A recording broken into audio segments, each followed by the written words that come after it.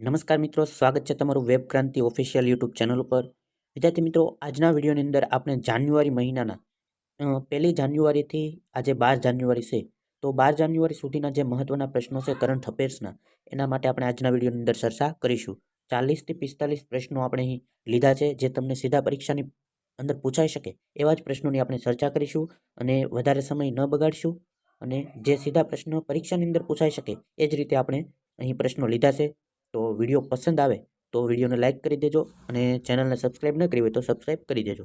તો શરૂઆત કરીએ આપણે પ્રથમ પ્રશ્નથી, જેમાં આપણે પહેલાં જે ડિસ્કસ કરી ગયા હતા એ પ્રશ્નોની ચર્ચા કરી લઈએ, જેથી કરીને રિવિઝન પણ થઈ જાય। તો સૌપ્રથમ વાત કરીએ, તાજેતરમાં NHRCના નવા અધ્યક્ષ તરીકે કોની નિમણૂક કરવામાં આવી? તો રાષ્ટ્રીય માનવ અધિકાર આયોગના નવા અધ્યક્ષ તરીકે વી રામાસુબ્રમણ્યમની નિમણૂક કરવામાં આવી છે। નેક્સ્ટ પ્રશ્ન જોઈએ, તાજેતરમાં દેશનું પ્રથમ સરહદી સોલાર વિલેજ બનનાર મસાલી ગામ કયા જિલ્લામાં આવેલું છે? તો જવાબ આવશે બનાસકાંઠા। એના પછી વાત કરીએ, તાજેતરમાં બનાસકાંઠા જિલ્લામાંથી કયો 34મો નવો જિલ્લો બનાવવામાં આવ્યો? તો વાવ થરાદ જિલ્લો। નેક્સ્ટ વાત કરીએ, તાજેતરમાં કેટલી મહાનગરપાલિકા બનાવવામાં આવી? તો તાજેતરમાં 9 મહાનગરપાલિકાઓ બનાવવામાં આવી છે। 9 મહાનગરપાલિકાઓ કઈ છે નવી? તો નવસારી, મહેસાણા, નડિયાદ, આણંદ, ગાંધીનગર, સુરેન્દ્રનગર, મોરબી, પોરબંદર અને વાપી। નમન આ ગાંધી સુરમો પોરવાય, તમે સૂત્ર યાદ રાખી શકો છો। નેક્સ્ટ વાત કરીએ મિત્રો, આપણે આ પ્રશ્નો જોઈ ગયા છે એટલે તાત્કાલિક એનું રિવિઝન કરી લઈએ।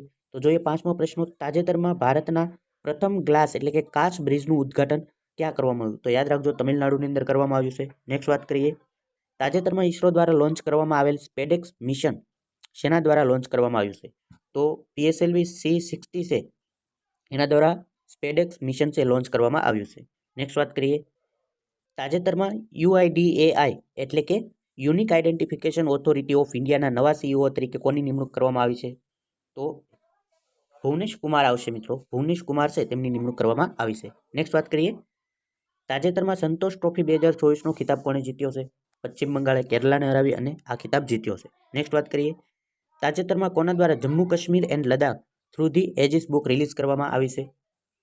તો ગૃહમંત્રી અમિત શાહ છે તેના દ્વારા આ બુક રિલીઝ કરવામાં આવી છે। નેક્સ્ટ વાત કરીએ, વર્ષ 2024માં સૌથી વધુ રેમિટન્સ પ્રાપ્ત કરવાવાળો દેશ કયો છે? તો ભારત દેશ આવશે। નેક્સ્ટ વાત કરીએ, સૂર્યકિરણ યુદ્ધ અભ્યાસ ભારત અને કયા દેશ વચ્ચે થાય છે? નેપાળ અને ભારત વચ્ચે છે એ સૂર્યકિરણ યુદ્ધ અભ્યાસ થાય છે। નેક્સ્ટ વાત કરીએ, તાજેતરમાં કયા રાજ્યની સરકારે પૂજારી ગ્રંથિ સન્માન રાશિ યોજનાની જાહેરાત કરી છે? તો નવી દિલ્હી દ્વારા છે પૂજારી ગ્રંથિ સન્માન રાશિ યોજનાની જાહેરાત કરવામાં આવી છે। નેક્સ્ટ જોઈએ, ખોખો વિશ્વકપ 2025 માટે બ્રાન્ડ એમ્બેસેડર કોને બનાવવામાં આવ્યા છે? તો સલમાન ખાનને ખોખો વિશ્વકપ 2025 માટે બ્રાન્ડ એમ્બેસેડર બનાવવામાં આવ્યા છે। નેક્સ્ટ વાત કરીએ, દેશમાં પ્રથમ વખત કયા જિલ્લામાં કીચડિયા પક્ષીની ગણતરી કરવામાં આવશે? તો જામનગર જિલ્લામાં છે આ પ્રથમ વખત વસ્તી ગણતરી કરવામાં આવશે।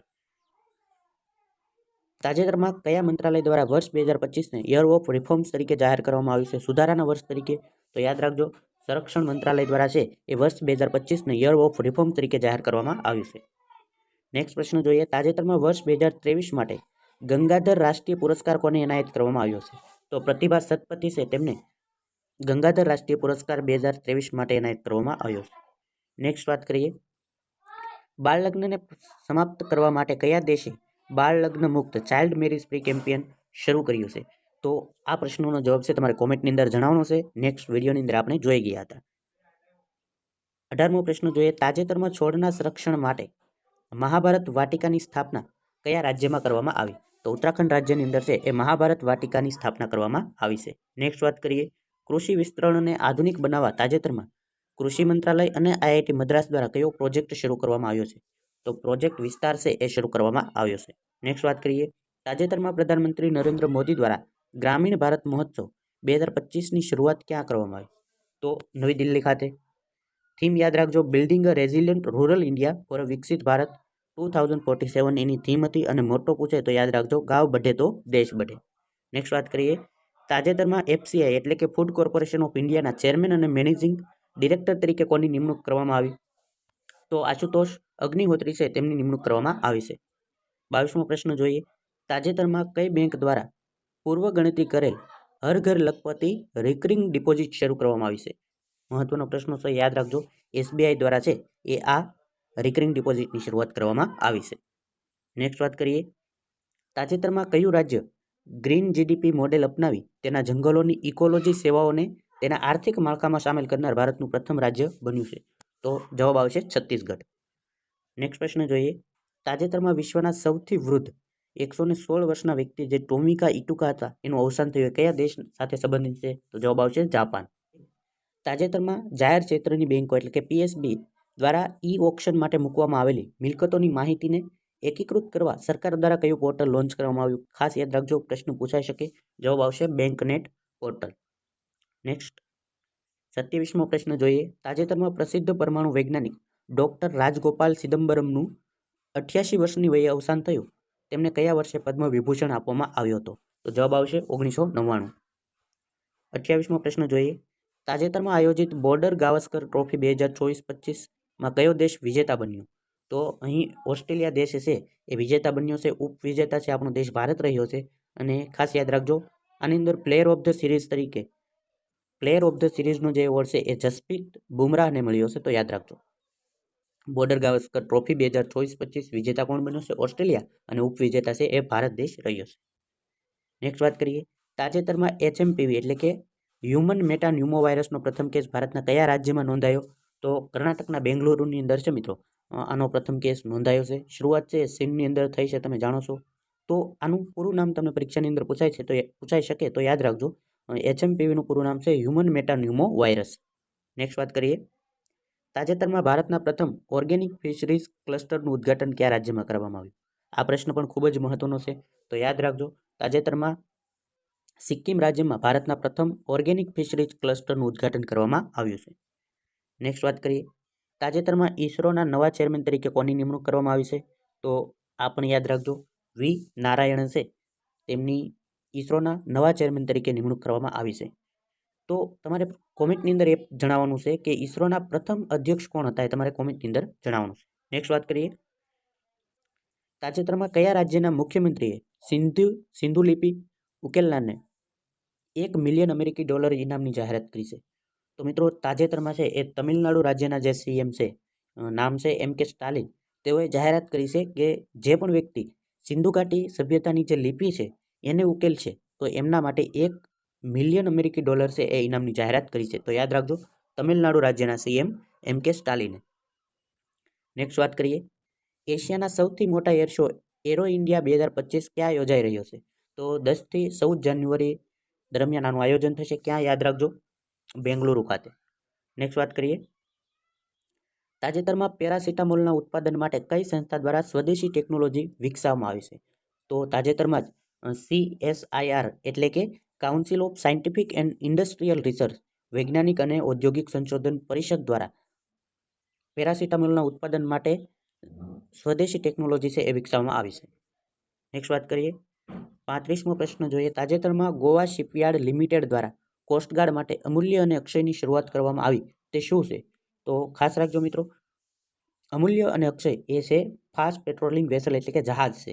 તમને પરીક્ષાની અંદર પૂછવામાં આવે અમૂલ્ય અને અક્ષય શું છે? તો જહાજ છે. પરંતુ પ્રશ્ન એવી રીતે પણ પૂછાય છે કે તાજેતરમાં કોના દ્વારા કોસ્ટગાર્ડ માટે અમૂલ્ય અને અક્ષય ફાસ્ટ પેટ્રોલિંગ વેસલ્સની શરૂઆત કરવામાં આવી? તો યાદ રાખજો, ગોવા શિપયાર્ડ લિમિટેડ દ્વારા.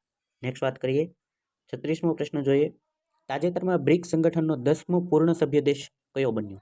ખૂબ જ મહત્વનો પ્રશ્ન છે, યાદ રાખજો, પરીક્ષાની અંદર પૂછાઈ શકે. તો તાજેતરમાં બ્રિક્સ સંગઠનનો 10મો પૂર્ણ સભ્ય દેશ છે એ ઇન્ડોનેશિયા બન્યો છે. બ્રિક્સની અંદર ટોટલ અત્યારે 10 સભ્યો છે. તો એ સભ્યો કયા છે? યાદ રાખજો, બ્રાઝિલ, રશિયા, ઇન્ડિયા, ચીન, south Africa, Egypt, Ethiopia, Iran, UAE અને ઇન્ડોનેશિયા. હવે અહીં ઘણી વખત ઈરાનની જગ્યાએ ઈરાક ઓપ્શનમાં આપી દે છે. તો યાદ રાખજો, તમને કન્ફ્યુઝન ન થાય એના માટે યાદ શું રાખવાનું છે? ઈરાન. જે ન આવે પાછળ, જેની પાછળ ન આવે એ આવે છે, એ યાદ રાખજો, એટલે તમને યાદ થઈ જશે. નેક્સ્ટ વાત કરીએ, 37મો પ્રશ્ન જોઈએ, તાજેતરમાં ભારતના ગૃહમંત્રી અમિત શાહ દ્વારા દિલ્હીમાં ભારત પોલ પોર્ટલ શરૂઆત કરવામાં આવી, તે કોના દ્વારા વિકસાવવામાં આવ્યું છે?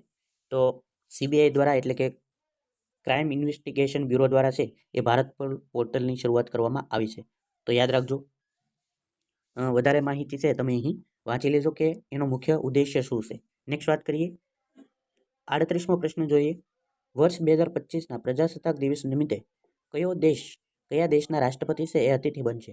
તો વર્ષ 2025માં જે પ્રજાસત્તાક દિવસની ઉજવણી કરવાની છે એના મુખ્ય અતિથિ તરીકે ઇન્ડોનેશિયાના જે રાષ્ટ્રપતિ છે પ્રોબોવો સુબિયાન્તો એ છે એ મુખ્ય અતિથિ બનવાના છે. નેક્સ્ટ વાત કરીએ, 38મો પ્રશ્ન જોઈએ. તાજેતરમાં નરેન્દ્ર મોદી દ્વારા કયા રાજ્યમાં દેશના પ્રથમ ગ્રીન હાઇડ્રોજન હબ પ્રોજેક્ટનો શિલાન્યાસ કરવામાં આવ્યો છે? તો જવાબ આવશે આંધ્રપ્રદેશ. નેક્સ્ટ જોઈએ, તાજેતરમાં ફોરેસ્ટ ક્રાઇમને ટ્રેક કરવા કયા રાજ્ય દ્વારા ગરુડાક્ષી સોફ્ટવેર લોન્ચ કરવામાં આવ્યો છે? તો ગરુડાક્ષી સોફ્ટવેર છે એ કર્ણાટક રાજ્ય દ્વારા લોન્ચ કરવામાં આવ્યો છે, જે ફોરેસ્ટ ક્રાઇમ જે થાય છે એને ટ્રેક કરવા માટે લોન્ચ કરવામાં આવ્યો છે. નેક્સ્ટ વાત કરીએ, તાજેતરમાં ઉજવાયેલા પ્રવાસી ભારતીય દિવસ બાબતે કયું વિધાન સત્ય છે? પ્રવાસી ભારતીય દિવસ છે એ વર્ષ 2025ની અંદર 18મો એડિશન હતું એનું, તો એ સાચું છે. 9 જાન્યુઆરીએ ઉજવાય છે. સ્થળ કયું હતું? તો ભુવનેશ્વર, ઓડિશા. અને 2025ની થીમ યાદ રાખજો, ડિસ્પોરાજ કન્ટ્રીબ્યુશન ટુ અ વિકસિત ભારત. તો આપેલ તમામ વિધાન છે એ સત્ય છે. નેક્સ્ટ વાત કરીએ, તાજેતરમાં ઉજવાયેલા વિશ્વ હિન્દી દિવસ બાબતે કયું વિધાન સત્ય છે?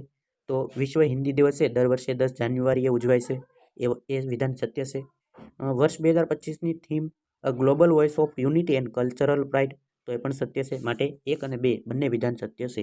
હવે તમારે કોમેન્ટની અંદર જણાવવાનું છે કે રાષ્ટ્રીય હિન્દી દિવસ છે એ ક્યારે ઉજવવામાં આવે છે.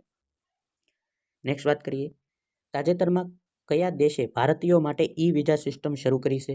તો ઇઝરાયલ છે મિત્રો, એને ભારતીયો માટે તાજેતરમાં ઈ વિઝા સિસ્ટમ શરૂ કરી છે, તો યાદ રાખજો ઇઝરાયલ. નેક્સ્ટ જોઈએ, તાજેતરમાં કઈ સંસ્થાએ નાણાકીય વર્ષ 2023-24 માટે MOU પ્રદર્શનમાં સતત 3જા વર્ષે ઉત્તમ રેટિંગ પ્રાપ્ત કર્યું છે? તો IRDA છે મિત્રો, એને તાજેતરમાં MOU પ્રદર્શનમાં સતત 3જા વર્ષ માટે રેટિંગ પ્રાપ્ત કર્યું છે. નેક્સ્ટ વાત કરીએ, તાજેતરમાં વર્ષ 2024 માટેના મેજર ધ્યાનચંદ ખેલ રત્ન એવોર્ડ માટે કોની પસંદગી કરવામાં આવી છે? તો 4 વ્યક્તિ છે, યાદ રાખજો. મનુ ભાકર, જે શૂટિંગ સાથે સંકળાયેલા છે. ડી ગુકેશ, જે ચેસ સાથે સંકળાયેલા છે. હરમનપ્રીત, જે હોકી સાથે સંકળાયેલા છે. અને પ્રવીણ કુમાર, જે હાઈ જમ્પ સાથે સંકળાયેલા છે.